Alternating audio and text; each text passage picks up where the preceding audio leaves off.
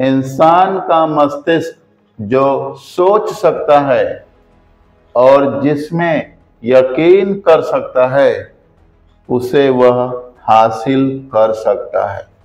यानी कि हम लोग के अंदर कोई भी चीज हासिल करने के लिए सबसे पहला है सोच, दूसरा है यकीन और तीसरा है उस चीज को हासिल करने से पहले उस पर काम, और लास्ट में उसको हासिल हम कर लेंगे।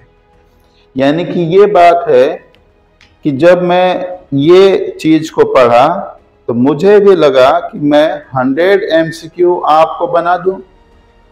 100 MCQ मेरा सोच हो गया।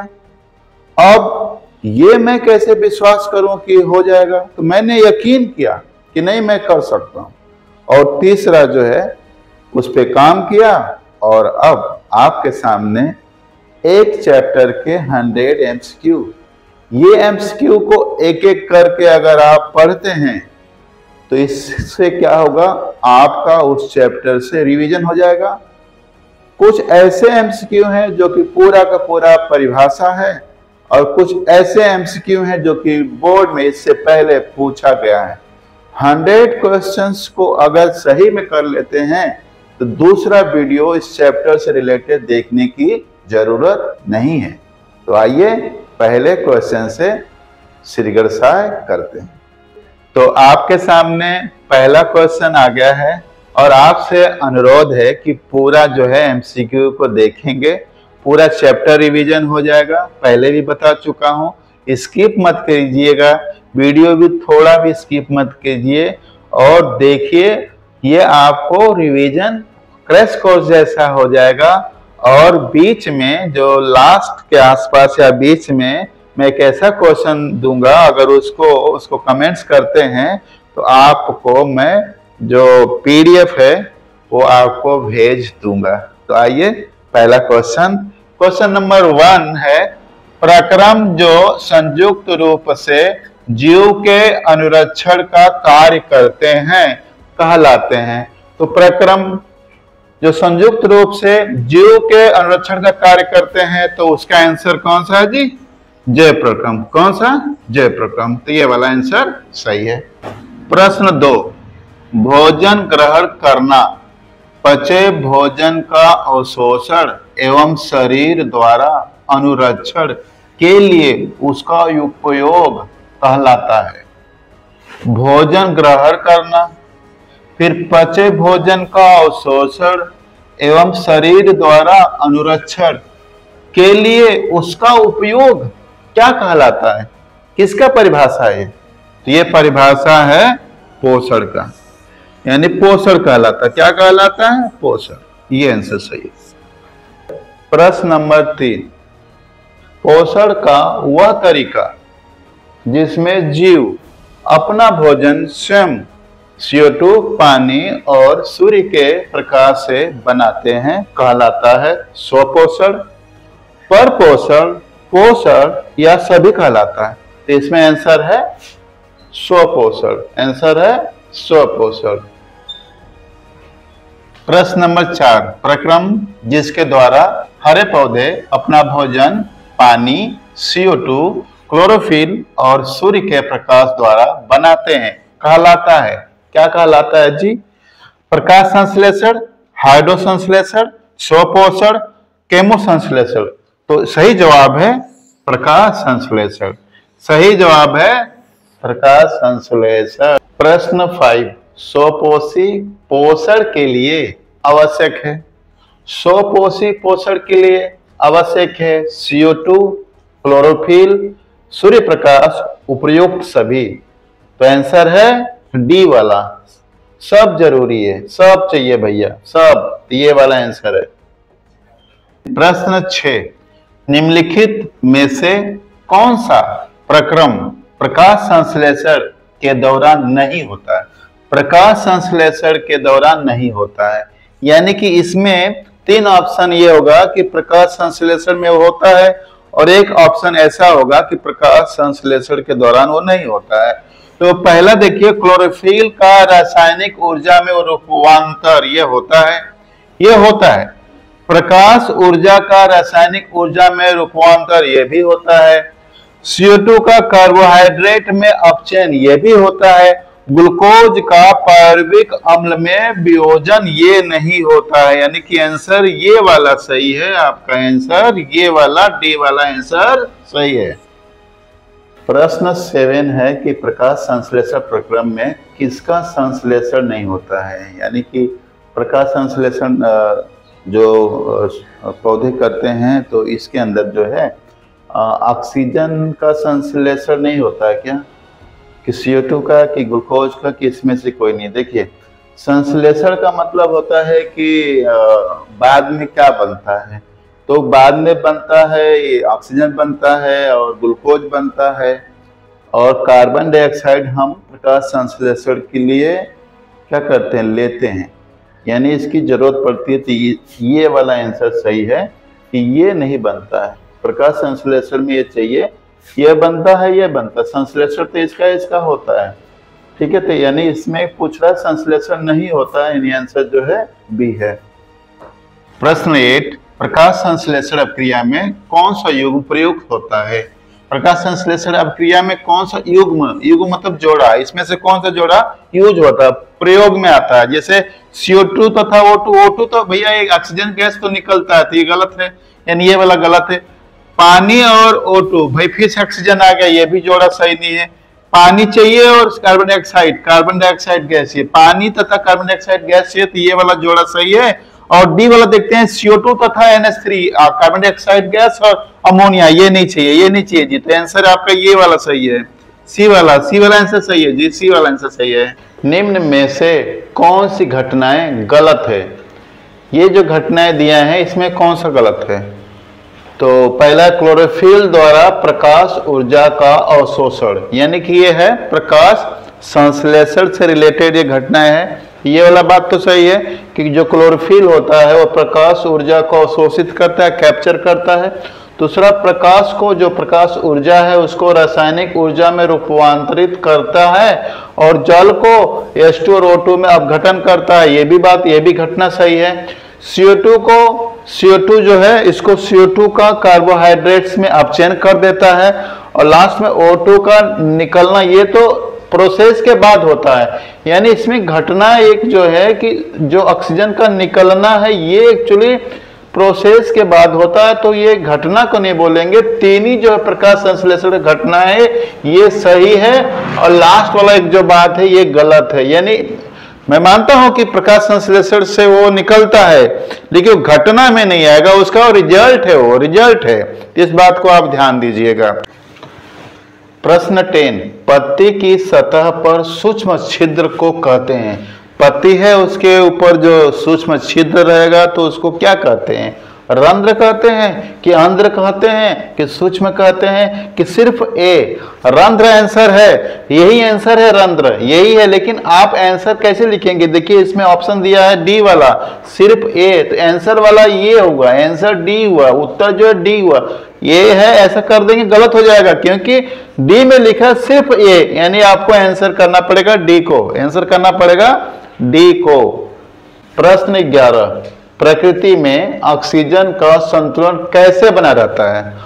प्रकृति में ऑक्सीजन का संतुलन कैसे बना रहता है। पहला है संयोजन क्रिया द्वारा, प्रकाश संश्लेषण द्वारा, अपघटन द्वारा, इसमें से कोई नहीं। तो याद रखिए जो प्रकृति में ऑक्सीजन का संतुलन बनता है प्रकाश संश्लेषण द्वारा। कैसे भैया, प्रकाश संश्लेषण द्वारा। कैसे, प्रकाश संश्लेषण द्वारा। तो आंसर आपका उत्तर हुआ बी वाला। प्रश्न 12, इनमें कौन प्रकाश संश्लेषी अंगक है।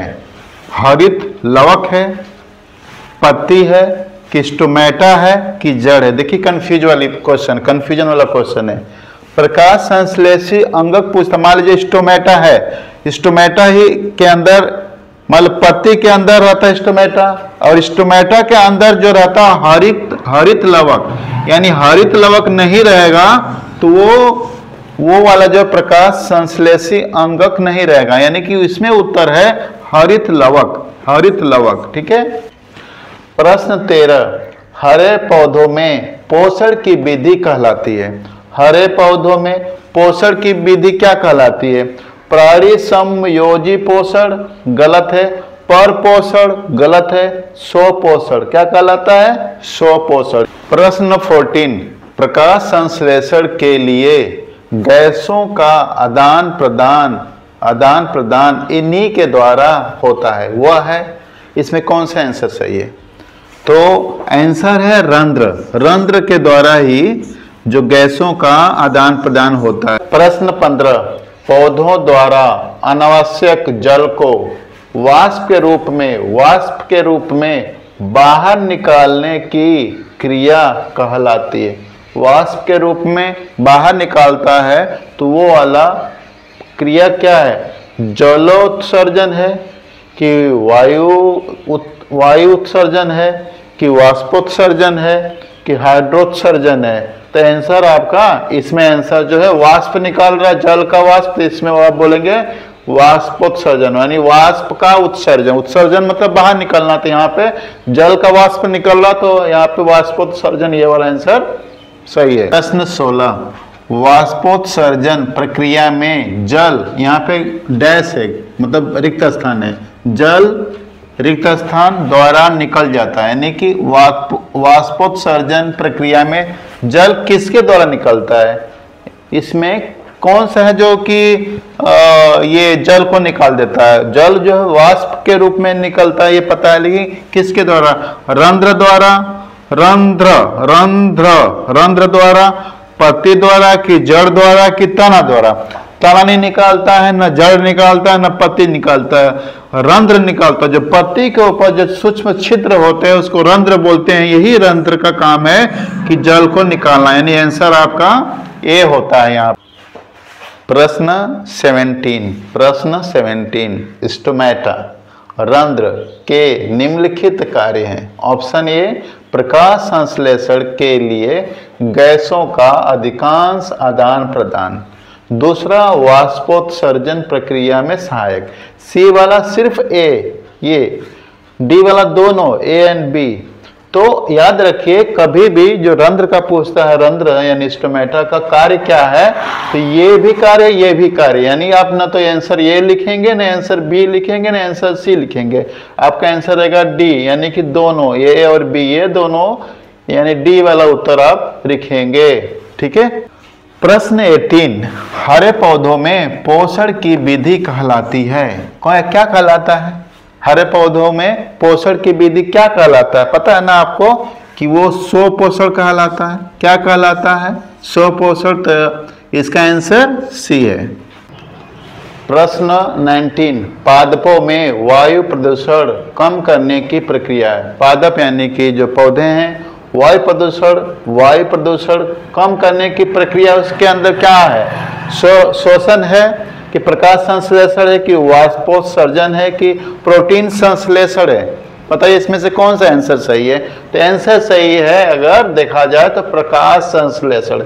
प्रकाश संश्लेषण की विधि से जब प्रकाश संश्लेषण ये करते हैं, खुद अपना खाना बनाते हैं तो ऑक्सीजन निकालते हैं जो कि वायु प्रदूषण को ऑक्सीजन जब जाएगा तो दूर कर देगा। आई होप आप समझ गए कि इसका आंसर जो है प्रश्न 19 का आंसर बी है।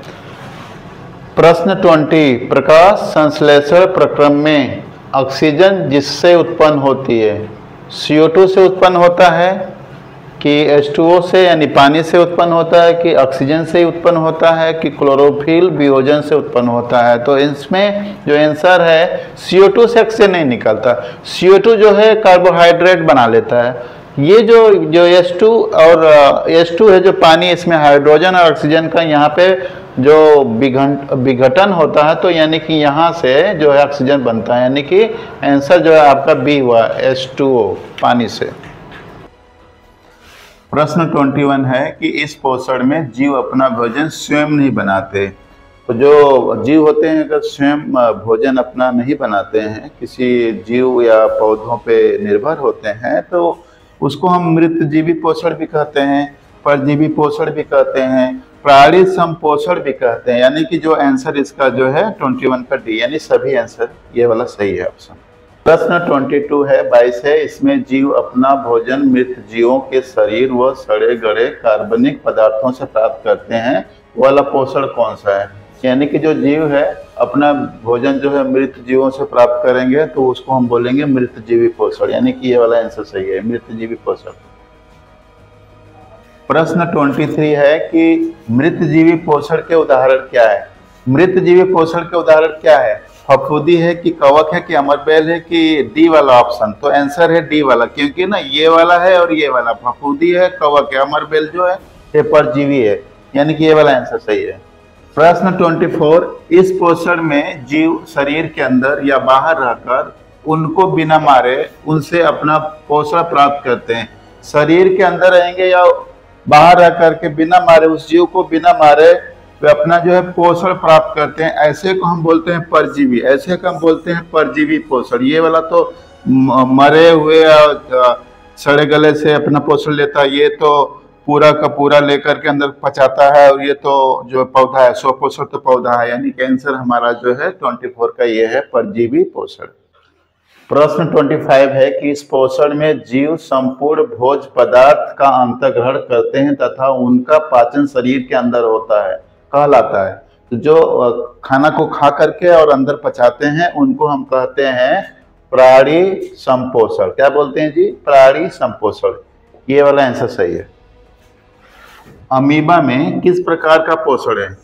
अमीबा में किस प्रकार का पोषण है? तो इसका आंसर है प्राणी संपोषण। प्राणी संपोषण, प्राणी संपोषण। परजीवी नहीं है वो, मृतजीवी नहीं है ना, स्वपोषण है। आंसर है ये वाला सी। 27 है कि अमीबा किससे अपना भोजन घेरता है? अमीबा जो है वो भोजन कैसे घेरता है? भोजन जो लेता है तो उसका आंसर है वो पदार्थ से लेता है, पदार्थ से लेता है, ठीक है। फॉल्स उनका फिंगर्स होते हैं जिसके वजह से वो भोजन को घेर लेता है, पदार्थ बोलते हैं। खाद्य रिक्तता से नहीं होता ना, अपच कोशिका से ना, इसमें से कोई, यानी कि आंसर जो हमारा 27 का ये वाला आंसर सही है। भोजन के जटिल अणुओं को सरल अणुओं में परिवर्तित करना कहलाता है। क्या कहलाता है जी? जटिल अणु रहेगा उसको सरल अणु में हम परिवर्तित जो करता है उस प्रोसेस को क्या कहते हैं? तो आंसर है पाचन। आंसर है पाचन, पाचन कहलाता है।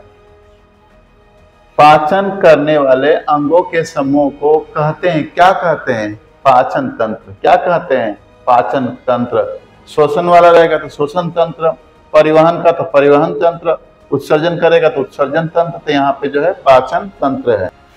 प्रश्न नंबर जो है 30 पे आगे हम लोग, मानव तंत्र के 2 भाग होते हैं। ये तो आसान क्वेश्चन है। यहाँ पे जब भाग दे रहा 2 भाग पे, यानी कि आहार नाल एक है और सहायक पाचन ग्रंथियां।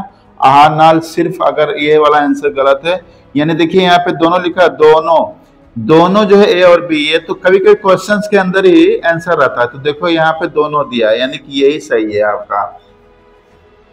31 है, पाचन कहाँ से शुरू होता है? पाचन कहाँ से शुरू होता है? पेट से होता है कि हाथ से होता है कि मुख से होता है कि इसमें से कोई नहीं? तो हमेशा याद रखिए जो भी पाचन जो है मुख से शुरू होता है। मुख से जो स्टार्च है, स्टार्च जो है वो शर्करा में बदल जाता है, तो मुख में ही होता है ना। तो आंसर आपका क्या हो गया? 31 का सी। 32 है, मनुष्य के मुख में कितना जोड़ी लार ग्रंथियां पाई जाती हैं?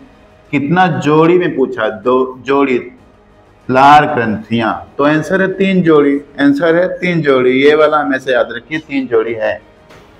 33 क्वेश्चन है, मनुष्य की लार में पाया जाता है, लार यानी सलाइवा, सलाइवा के अंदर क्या पाया जाता है? टाइलिन पाया जाता है कि लाइसोजाइम पाया जाता है कि पेप्सिन पाया जाता है कि टाइलिन तथा लाइसोजाइम पाया जाता है? तो आप हमेशा याद रखिए 2 चीज पाया जाता है, टाइलिन तथा लाइसोजाइम। ये वाला आंसर। 34 नंबर है कि यह मुंह में बैक्टीरिया को मारता है। इसमें जो है ये बैक्टीरिया को इसमें से कौन सा मारता है? इसको आपको जवाब देना है। तो हमेशा याद रखिए जो लाइसोजाइम है, लाइसोजाइम जो है यही बैक्टीरिया को मारता है। ये वाला आंसर सही है। 35 नंबर पे आगे हम लोग, और ये वाला जो है क्वेश्चन बहुत ही आसान है। यह एंजाइम भोजन में मौजूद स्टार्च को माल्टोज में बदलता है। स्टार्च को माल्टोज में कौन सा एंजाइम बदलता है? तो ये तीनों तो नहीं बदलते हैं। आपको आंसर बोलना चाहिए टाइलिन। क्या बोलना चाहिए? टाइलिन। आंसर जो है ए वाला सही है। ये 36 क्वेश्चन है, इसमें पाचन की क्रिया नहीं होती है। तो पाचन की क्रिया कहाँ पे नहीं होता है? तो मुख में तो होता है, ग्रास नली में। हाँ, जो ग्रास नली है, जो इसोफेगस है, उसमें पाचन क्रिया नहीं होती है। बड़ी आंत में नहीं होती है। आंसर आपका जो है डी हो गया। Answer D. बी वाला और सी वाला आंसर सही है, इसलिए आप डी लगाएंगे। ये नहीं कि फट से यहीं पे मार दिए ग्रास नली, तो गलत हो जाएगा, आपको डी मारना पड़ेगा। 37 क्वेश्चन बोलता है कि ग्रास नली में इस क्रिया के कारण भोजन नीचे सरकता है। तो ग्रास नली में कौन सा क्रिया के मतलब ग्रास नली में जो उसका मूवमेंट है, वो कौन सा मूवमेंट है, कौन सा वो क्रिया करता है, कौन सा उसका गति करता है, वो गति का नाम बताना है। यानी जो ग्रास नली है वो कौन सा वो गति करता है, तो उसका आंसर ये वाला है, क्रमाकुंचन। क्या आंसर है? क्रमाकुंचन। 38 पे आ गए हम लोग क्वेश्चन, और एक क्वेश्चन कहता है कि यहाँ पर भोजन लगभग 4 घंटे रहता है। तो भोजन लगभग कहाँ पे 4 घंटे रहता है? तो ये आंसर है अमाशय। आंसर है अमाशय। प्रश्न 39 है, जठर रस में एंजाइम होते हैं पेप्सिन, रेनिन, पेप्सिन एवं रेनिन कि सिर्फ पेप्सिन? तो आंसर आप हमेशा याद रखिए, जठर रस में 2 ये होते हैं एंजाइम, एक का नाम है पेप्सिन और दूसरे का नाम है रेनिन। इसको याद रखिए, ये होते हैं। 40 नंबर क्वेश्चन है, 40 जो नंबर आगे हम लोग, ये है एंजाइम प्रोटीन को पेप्टोन्स में बदलता है। ये कौन सा एंजाइम है जो कि प्रोटीन को पेप्टोन्स में बदलता है? तो उसका आंसर है पेप्सिन। क्या जी? पेप्सिन। कौन सा? पेप्सिन। 41 है, यह एंजाइम दूध को दही में बदल देता है। एंजाइम है जो कि दूध को, प्रश्न 41 है, यह एंजाइम दूध को दही में बदल देता है। दूध है उसको दही में बदल देता है। इसका आंसर है रेनिन। आंसर है रेनिन। रेनिन जो है दूध को दही में बदलता है। 42 क्वेश्चन है कि यह आहार नाल का सबसे लंबा भाग है। आहार नाल जो है आपको पता है 9 मीटर होता है। उस 9 मीटर में ये 6 से 7 मीटर यही रहता है, और वो है मालूम कौन सा? नाम उसका उल्टा लिखा जाता है, उल्टा बोला जाता है। वो एक्चुअली छोटी आंत है। कौन सा जी? छोटी आंत। एक्चुअली बड़ी आंत ऐसा लग रहा है कि बड़ा है तो बड़ी आंत होना चाहिए, लेकिन वो कंफ्यूज हो जाओगे। आंसर आप हमेशा याद रखिए छोटी आंत, जो कि वही बड़ी है। 43 नंबर जो क्वेश्चन है, यह कहता है कि इसमें पित्त रस का निर्माण होता है। यकृत में होता है कि अग्नाशय में होता है कि आंत में होता है कि बड़ी आंत में होता है? तो पित्त रस का निर्माण जो है हमेशा याद रखिए यकृत में होता है। यकृत। 44 पे आ गए, और 44 जो क्वेश्चन है, ये लाइपेज, एमाइलेज और ट्रिप्सिन किस ग्रंथि से निकलता है? किस ग्रंथि से? अग्नाशय से निकलता है कि यकृत से निकलता है कि छोटी आंत से निकलता है कि बड़ी आंत से निकलता है? तो इसका आंसर है, आपको पता है कि जो LAT लात हम पढ़ते हैं, वो लात जो निकलता है, यानी कि ये जो तीनों जो है अग्नाशय से। कहाँ से जी? अग्नाशय, पैनक्रियास से। एक बार अगर खाना पूरा पच जाता है तो पूरा जो है पचा हुआ खाना को अवशोषित कौन करता है? अवशोषित कौन करता है? तो आंसर याद रखिए हमेशा बिलाई करता है। 45 के बाद आता है 46। 46 कहता है कि इसमें केवल जल का अवशोषण होता है। इसमें से जो आंसर दिया है केवल जल का अवशोषण होता है, जल ही वो खींच लेता है। वो कौन सा जी? छोटी आंत में नहीं होता जी, वो होता है बड़ी आंत में। बड़ी आंत में जल का अवशोषण होता है। ये वाला जो क्वेश्चन है हमने एक बार कर लिया था, लेकिन क्वेश्चन अलग था, आंसर उसका जो इसमें है वही उसमें भी था। आइए देखते हैं क्या 47 कहता है कि मानव पाचन तंत्र में डैश है यानी खाली जगह पित्तरस स्रावित करता है। मानव पाचन तंत्र में कौन है जो कि पित्तरस निकालता है? कौन है पित्तरस निकालता है? तो हमने पढ़ा था ना यकृत में। कौन सा जी? यकृत जो है ये पित्तरस निकालता है। आइए 48 क्वेश्चन देखें। ये ऑप्शन दिया है 4 और इसमें ये पूछ रहा है कि किसमें जो है पाचन क्रिया नहीं होता है। तो मुख गुहिका वाला जो है, देखिए ये वाला अगर देखा जाए तो इसमें जो है होता है, इसमें भी होता है, इसमें भी होता है। ये वाला जो है आंसर है ये ग्रास नली, बड़ी आंत और मलाशय, इसमें पाचन क्रिया नहीं होता है। तो आंसर हो गया ये वाला, आंसर हो गया ये। क्वेश्चन जो है 49 कहता है कि मनुष्य के पाचन तंत्र में उत्सर्जी अम्ल कौन सा है? मतलब कौन सा अम्ल जो है रिलीज होता है, निकलता है, उत्सर्जन होता है? तो आपको पता है ना, हाइड्रोक्लोरिक अम्ल, HCl जो है ये निकलता है। ये जो क्वेश्चन पूछ रहा है कि प्रोटीन किस में बदलता है, प्रोटीन किस में बदलता है? तो हमेशा याद रखिएगा प्रोटीन बदलता है एमिनो अम्ल में, प्रोटीन बदलता है एमिनो अम्ल में। 50 क्वेश्चन हम लोग कर लिए और 50 के बाद वाला क्वेश्चन है 51। अंगों का वह समूह जो श्वसन क्रिया में सहायक होता है। तो श्वसन क्रिया में जो सहायक जो अंग है उनका नाम है श्वसन तंत्र। आंसर ए वाला सही है। प्रश्न 52 है, इस प्रक्रम से जीव ऊर्जा बनाते हैं, यानी ऐसा कौन सा प्रोसेस है, प्रक्रिया है जिसमें जीव अपना भोजन बनाते हैं? तो उस प्रक्रम का नाम है श्वसन। उसका नाम क्या है? श्वसन एक ऐसा प्रक्रिया है कि जिसमें वो ऑक्सीजन लेते हैं और जो ग्लूकोज के ऊपर उसका ऑक्सीकरण होता है और फिर वही ग्लूकोज जो टूट करके ऊर्जा बन जाता है। इस वाले क्वेश्चन में अंग बताना है जो कि श्वसन तंत्र के साथ साथ पाचन तंत्र का भी हिस्सा हो। श्वसन तंत्र का हिस्सा तो है लेकिन साथ साथ वो पाचन तंत्र का भी हिस्सा है। तो पाचन तंत्र यानी कि मुंह से जब हम खाना खाते हैं तो और जो सांस जो हम लेते हैं, ये दोनों जहां पे मिलता है वही वाला अंग है, वही वाला अंग है, वही वाला कौन सा, जो हम जब सांस लेते हैं और जब खाना खाते दोनों जहां पे मिलते हैं वही जो है कॉमन अंग है। तो उसमें आंसर है ग्रसनी। क्या है जी? ग्रसनी। 54 जो प्रश्न कहता है कि कोपिका कहाँ पाई जाती है, यानी जो ऑप्शन दिया है 4, तो कोपिका इसमें कहाँ पाई जाती है? तो याद रखिए कोपिका जो है फेफड़ों में पाई जाती है। कहाँ पाई जाती है? फेफड़ों में। ये जो क्वेश्चन है कि जब खाना पच जाता है छोटी आंत में, पचने के बाद जो खाना है बिलाई के माध्यम से ले जाया जाता है और ले जाने के बाद ये कहाँ पे ग्लाइकोलाइसिस होता है, यानी जो ग्लूकोज है, जो ग्लूकोज यानी जो पचा हुआ भोजन है वो ग्लूकोज में कन्वर्ट होने को ये जो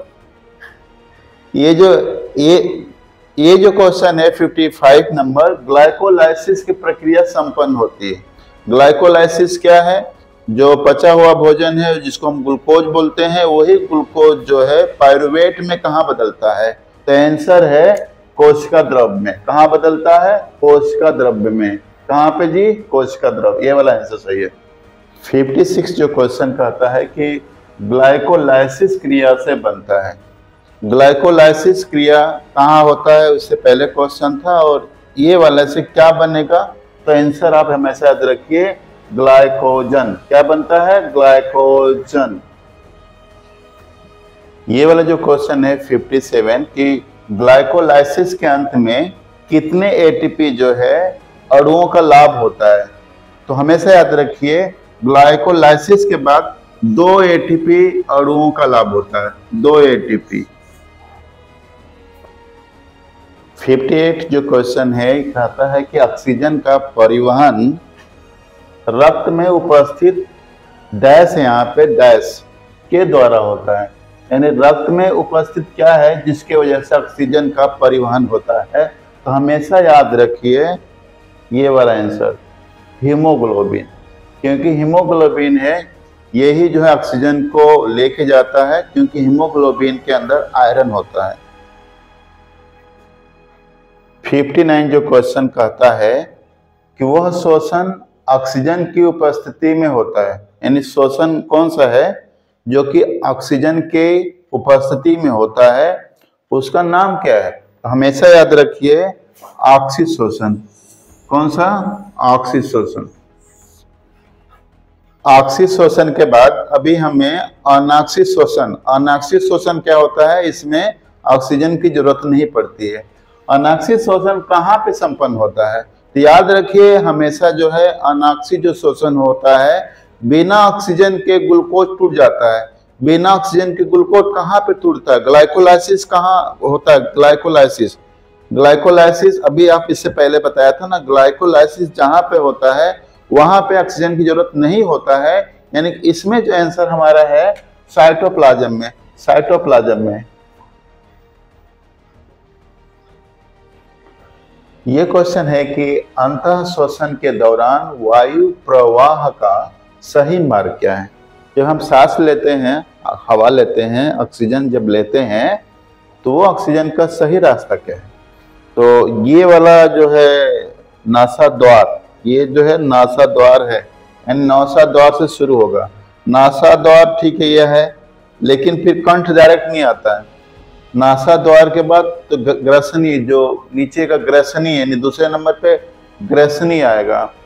फिर तीसरे नंबर पे श्वास नली आएगा। तो श्वास नली तक ही खत्म नहीं होता है। श्वास नली के बाद आपका कूपिकाएं आएगा। कूपिकाएं यानी कि देखिए ये वाला आंसर है कि नासा द्वार, ग्रसनी, फिर कंठ, फिर श्वास नली, फिर कूपिकाएं, ये वाला दम सही प्रवाह है। ये वाला है, ये आंसर है आपका, क्योंकि इसी प्रवाह से, इसी रास्ते से सांस हमारे शरीर में मतलब शरीर बोले तो फेफड़ा में जाता है। ठीक है, तो ये बाकी जो है कंठ से डायरेक्ट थोड़ी होता है, नासा मार्ग से थोड़ी होता है। नासा मार्ग से डायरेक्ट क्या श्वास नली में थोड़ी जाता है। ये भी गलत है, ये भी गलत है, ये भी गलत है। आंसर डी सही है। 62 जो क्वेश्चन है कि शोषण के दौरान गैसों का विनिमय कहाँ होता है। गैसों का विनिमय यानी कि ऑक्सीजन शरीर में गया और कार्बन डाइऑक्साइड जो है वहां पे चेंज, ऑक्सीजन लिया गया और CO2 को बाहर निकाला गया, यानी ये आदान प्रदान कहाँ होता है। तो हमेशा याद रखिए कि ये जो है आदान प्रदान जो है फेफड़ों की कूपिकाओं में होता है। और कूपिकाओं लिखा रहेगा वो भी सही है, फेफड़ों की कूपिकाओं में ही आदान प्रदान होता है, गैसों का आदान प्रदान होता है। प्रश्न नंबर 63 है, पादपों में जाइलम का कार्य है। पादपों में जाइलम क्या करता है? हमेशा याद रखिए कि जल का परिवहन करता है, जल का परिवहन। 64 नंबर क्वेश्चन में आपके लिए छोड़ देता हूं। इस क्वेश्चन को करिए, कमेंट्स करिए। आंसर वाला जिसका सही रहेगा उसको 1 स्टार मैं दे दूंगा।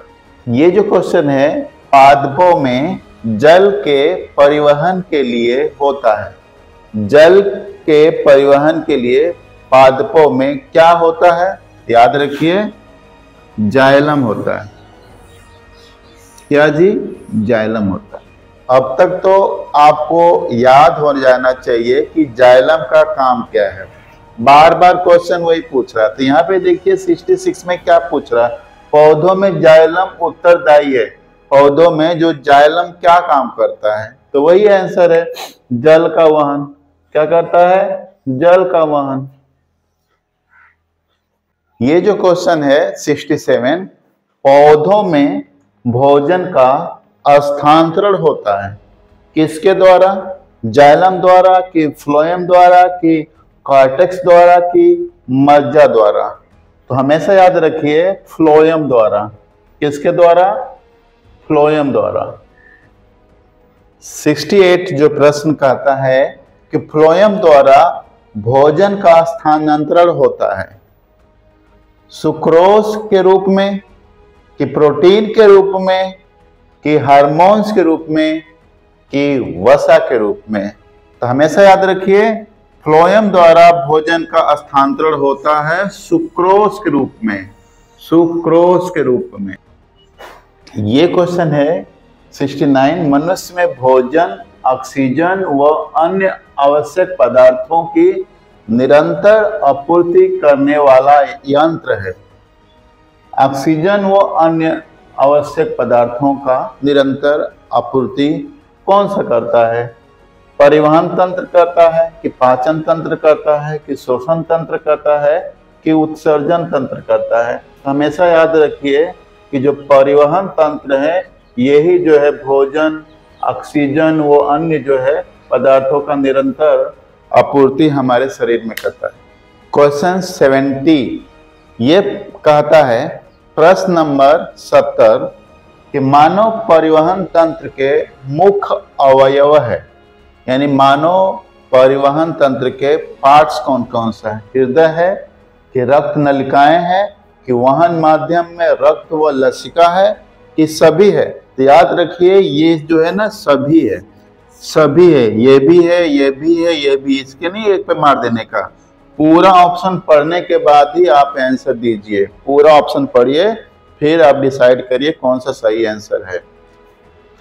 ऐसा परिसंचरण तंत्र, ऐसा परिसंचरण तंत्र जहां बिना रक्त वाहिनियों के रक्त का परिवहन होता है, यानी कि इसमें रक्त वाहिनी नहीं चाहिए।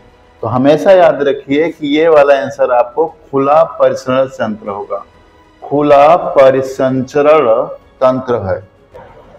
72 प्रश्न कहता है कि निम्न प्राणियों में खुला परिसंचरण तंत्र होता है। निम्न प्राणियों में खुला परिसंचरण तंत्र किसमें होता है? तो कॉकरोच में, झींगा में होता है, टिंडा, केकड़ा, मकड़ी, बिच्छू।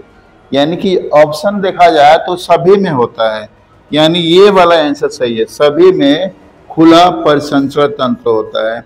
इसमें जो है रक्त नलिकाएं नहीं होती हैं। 73 है, ऐसा परिसंचरण तंत्र जिसमें रक्त का परिवहन रक्त वाहिनियों के द्वारा होता है कहलाता है खुला परिसंचरण।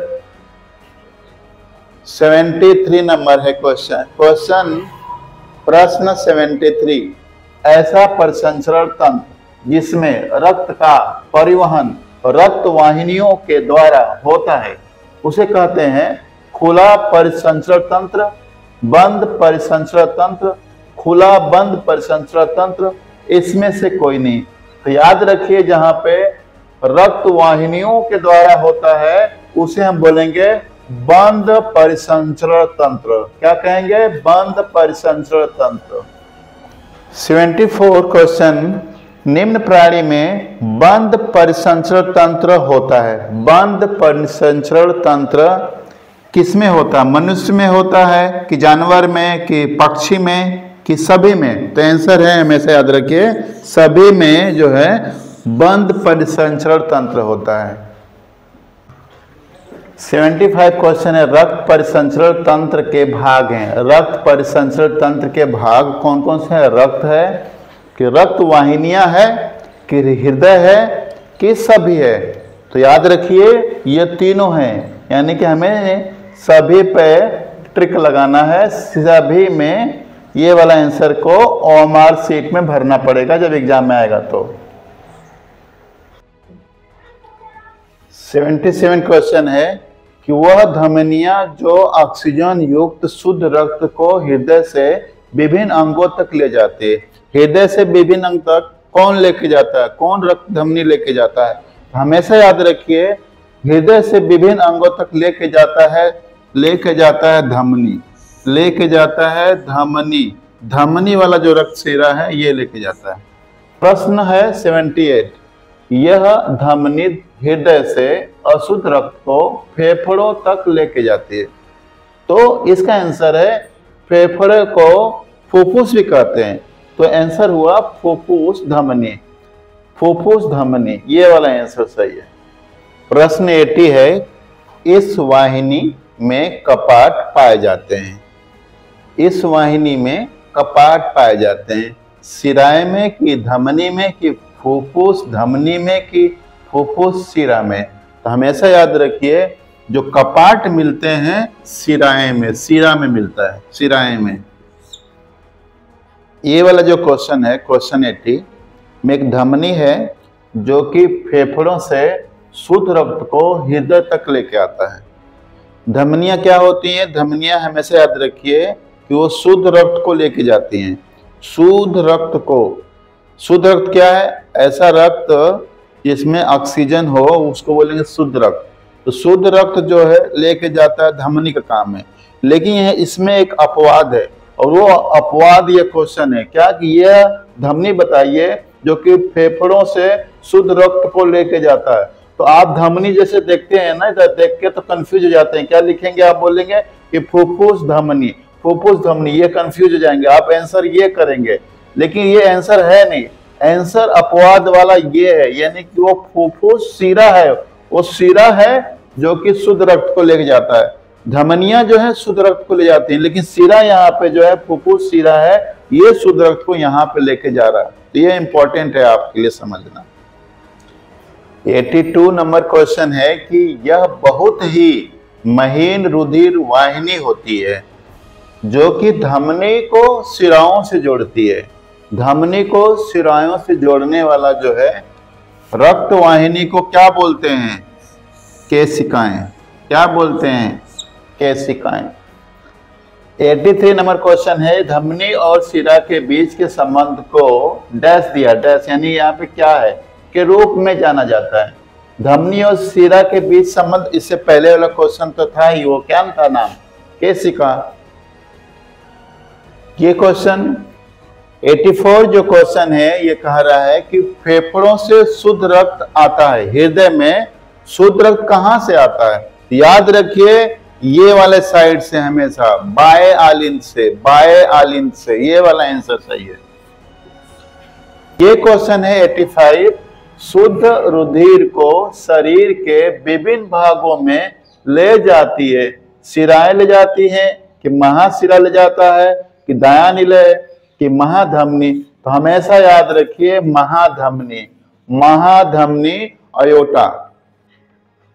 वह कौन सी शिरा है जिसमें शुद्ध रक्त प्रवाहित होता है? यह क्वेश्चन ऑलरेडी पहले कवर हो चुका है। इसका आंसर आपको आएगा पल्मोनरी। कौन सा? पल्मोनरी। 87 नंबर क्वेश्चन में आ गए हम लोग। 87 कहता है कि रक्त का लाल रंग किसकी उपस्थिति के कारण होता है? रक्त जो है लाल क्यों होता है? तो हमेशा याद रखिए हीमोग्लोबिन के वजह से। हीमोग्लोबिन जिसके अंदर आयरन होता है, क्या होता है? आयरन, लोहा होता है, उसके वजह से लाल रंग होता है। लसिका में नहीं पाई जाती। लसिका में क्या नहीं पाया जाता है? तो इसका आंसर क्या है कि याद रखिए लाल रुधिर कणिकाएं नहीं पाया जाता है। ये वाला आंसर सही है। 89 शरीर से हानिकारक नाइट्रोजन युक्त पदार्थों को निकालना कहलाता है उत्सर्जन, कहलाता है उत्सर्जन। ये वाला आंसर। क्वेश्चन नंबर 90, मनुष्य में वृक्क एक तंत्र का भाग है। एक तंत्र है जो संबंधित है पोषण से, श्वसन से, उत्सर्जन से। तो आंसर हमेशा याद रखिए उत्सर्जन से। प्रश्न 91, यूरिया को अमोनिया में कौन परिवर्तित करता है? यूरिया है उसको अमोनिया में कौन बना देता है? तो हमेशा याद रखिए यकृत, यकृत, लीवर। 92 कहता है कि वृक्क नालिका संबंधित होती है। किससे होता है इसका संबंध? आंसर है उत्सर्जन से, उत्सर्जन से। 93 कहता है कि बोमेन संपुट का किसका भाग है? तो हमेशा याद रखिए बोमेन संपुट जो है वृक्क नलिका का भाग है। 94 क्वेश्चन पूछता है कि मूत्र निर्माण होता है यानी कहां पे होता है? यूरिन कहां पे बनता है? तो इसका आंसर है वृक्क में। कहां पे? वृक्क में। 95 जो क्वेश्चन ये है कि वृक्क की कार्यात्मक एवं संरचनात्मक इकाई है, उस इकाई को कहा जाता है, क्या कहा जाता है? नेफ्रॉन। क्या? नेफ्रॉन। 96 क्वेश्चन है, मूत्र का पीएच होता है, मूत्र का यानी यूरिन का पीएच हमेशा 6 होता है, याद रखिएगा। 97 वृक्क के परेशानी में किसका प्रयोग किया जाता है? वृक्क के परेशानी में किसका प्रयोग किया जाता है? तो याद रखिए हमेशा डायलिसिस, डायलिसिस का प्रयोग करते हैं। 100 क्वेश्चंस का एक क्वेश्चन और हम दूर हैं, ये 99 क्वेश्चन है। मानव उत्सर्जन तंत्र में अपशिष्ट के निष्कासन के लिए निम्न में से चरणों के सही क्रम का चयन कीजिए। सही क्रम कौन सा है? तो हमेशा याद रखिए जो भी ये क्रम इसके अंदर, जैसे पहला वृक्क तो रहेगा, शुरू में वृक्क रहेगा, दूसरा मूत्राशय नहीं रहेगा, पहला वृक्क रहेगा, ठीक, दूसरा में मूत्रवाहिनी, तीसरा में मूत्राशय, चौथा में मूत्र मार्ग। ये वाला आंसर सही है, सी वाला। और ये रहा लास्ट क्वेश्चन है, मनुष्य जो सोच सकता है और जिस पे यकीन कर सकता है वह उसे हासिल कर सकता है। हमने ये सोचा था कि 100 जो है एमसीक्यू आपको दूंगा, हर टॉपिक से कुछ न कुछ क्वेश्चन दूंगा ताकि जो आपका इस चैप्टर में कोई प्रॉब्लम ना हो। मैं आशा करता हूं कि आप शुरू से देखे होंगे और लास्ट में यहाँ पे हम पहुंच गए हैं। ये देखिए बहुत ही आसान क्वेश्चन है, मनुष्य में कौन उत्सर्जी अंग नहीं है? तो फेफड़ा है उत्सर्जी अंग, यकृत है, अग्न्याशय नहीं है, अग्न्याशय नहीं है। वृक्क से तो पता हो गया कि वृक्क क्या निकालता है, आपको पता हो गया कि ये नाइट्रोजन वाला जो है उसको उत्सर्जी करता है, यकृत भी उत्सर्जन करता है, फेफड़ा भी करता है, अग्न्याशय नहीं करता है। यानी आंसर यहाँ पे हमारा जो है ये वाला आंसर सही है, जो है कि सी वाला। आई होप आपने ये वीडियो शुरू से लेकर के लास्ट तक देखे हैं। अगर वीडियो में कुछ भी आपको अच्छा लगता है इसको लाइक कर दीजिए और ऐसे ही वीडियो देखने के लिए चैनल को सब्सक्राइब कर लीजिए और अपने क्लासमेट को शेयर कर दीजिए। ठीक है, तो मिलते हैं अगले वीडियो में, तब तक के लिए जय हिंद, जय भारत।